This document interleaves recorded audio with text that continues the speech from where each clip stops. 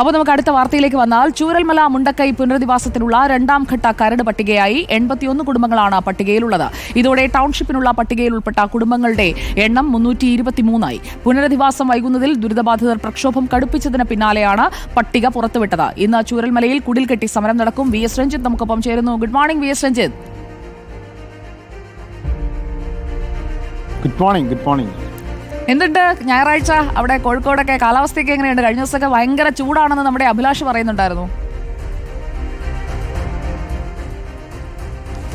ചൂട് നമ്മൾ പകൽ ഇങ്ങനെ കൂടുന്തോറും ചൂട് കൂടും. ഇപ്പോൾ പക്ഷേ ഈ പുറത്തെ സമയത്ത് അത്യാവശ്യം തണുപ്പൊക്കെ ഉണ്ട്. കുറച്ച് നേരത്തെ എഴുന്നേറ്റാ നല്ല തണുപ്പത്ത് നടക്കാനൊക്കെ പറ്റും. അതെ, ഒരു നല്ല മാരത്തൺ ഉണ്ടായിരുന്നു. ഒരുപാട് ആളുകൾ പങ്കെടുത്തൊരു മാരത്തൺ. എന്നിട്ട് പോയോ മാരത്തണ്? മാരത്തൺ കഴിഞ്ഞു. ഓക്കെ. അപ്പോൾ നമുക്ക് പോയില്ല. അപ്പോൾ നമുക്ക് വാർത്തയുടെ മാരത്തണിലേക്ക് വന്നു കഴിഞ്ഞാൽ എന്തായി? ഈ പട്ടികയിൽ പെടാതെ നിൽക്കുന്നവരൊക്കെ വലിയ പ്രതിഷേധത്തിലാണ്. ആ പ്രതിഷേധം കണക്കിലെടുത്ത് ഉൾപ്പെടുത്തുന്ന ഈ രണ്ടാമത്തെ ഈ കരട് പട്ടികയിൽ എല്ലാവരും പെട്ടിട്ടുണ്ടോ, അതോ ഇനിയും കുറച്ചുപേർ പുറത്താണോ?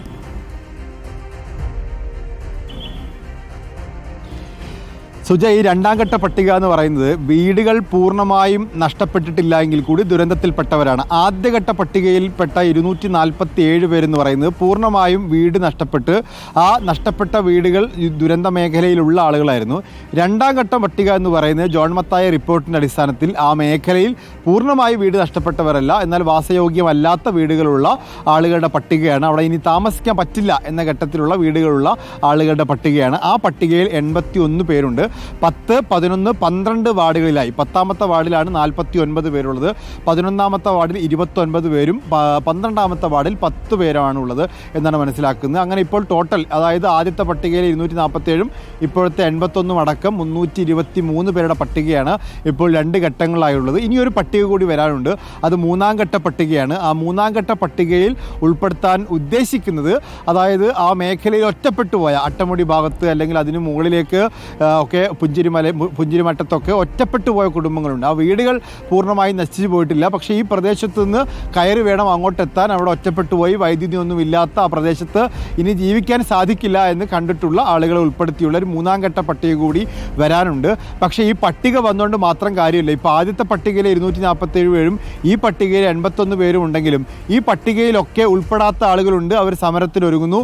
അവരൊക്കെ ഇന്ന് കുടിൽ കെട്ടി സമരം പ്രഖ്യാപിച്ചിട്ടുണ്ട്. അതോടൊപ്പം തന്നെ ഈ നെടുമ്പാലയിലോ എൽസ്റ്റൺ എസ്റ്റേറ്റിലോ ഒന്നും വീട് വേണ്ട, ഈ 5 സെൻറ്റ് വീട്ടിൽ താമസിക്കാൻ പറ്റില്ല, 5 സെൻറ്റിൽ 1000 സ്ക്വയർ ഫീറ്റ് വീടുണ്ടാക്കിയാൽ പിന്നെ അവിടെ നിന്ന് തിരിയാൻ സ്ഥലം ഉണ്ടാവില്ല എന്നൊക്കെ പറയുന്ന ദുരന്തബാധിതരായ ആളുകളുണ്ട്. കാരണം അവരൊക്കെ 20 സെൻറ്റിലും 30 സെൻറ്റിലും 1 ഏക്കറിലും ഒക്കെ വീടുണ്ടായിരുന്നവരാണ്. അപ്പോൾ ആ ആളുകൾ 5 സെൻറ്റിലേക്ക് മാറ്റുമ്പോൾ അവർക്കുണ്ടാകുന്നൊരു മനോവിഷമം അവർക്കുണ്ട്. അതുകൊണ്ട് പണം മതി, ആ പണം ഉപയോഗിച്ച് അവർ മറ്റെന്തെങ്കിലും സൗകര്യങ്ങൾ നോക്കിക്കോളാം, ഈ പറയുന്ന ടൗൺഷിപ്പിൽ ഭൂമി വേണ്ട എന്ന് പറയുന്നവരുണ്ട്. അപ്പോൾ അത്തരത്തിൽ ഒരുപാട് കാര്യങ്ങളിൽ അനിശ്ചിതാവസ്ഥ തുടരുന്നുണ്ട്. ഈ ഘട്ടത്തിലാണ് ഇന്നിപ്പോൾ കുടിൽകെട്ടി സമരത്തിലേക്കൊക്കെ അവർ പോകുന്നത്.